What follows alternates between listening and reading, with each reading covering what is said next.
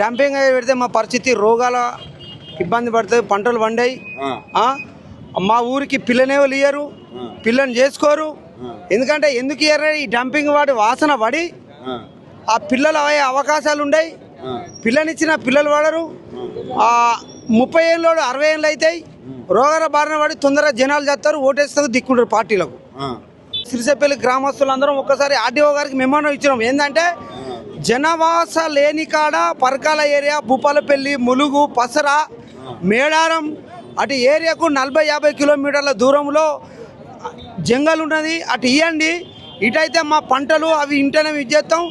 మా సిరిసేపల్లి విలేజ్ నుంచి ప్రతి ఒక్క విత్తనాలు ఆంధ్రాకి పోతాయి. ఇక్కడ మేము పండిస్తే మళ్ళీ మేము పండించిన పంటనే సీడే ఎత్తది. అవన్నీ నోసుకోకుండా అయితే మాకు వాటర్ ఉన్న ఏరియా, ఫోరింగ్ వాటర్ గిరి లేదు, మంచి ఏరియా. దానికి విత్తనాలు తయారు చేసే ప్రాంతం.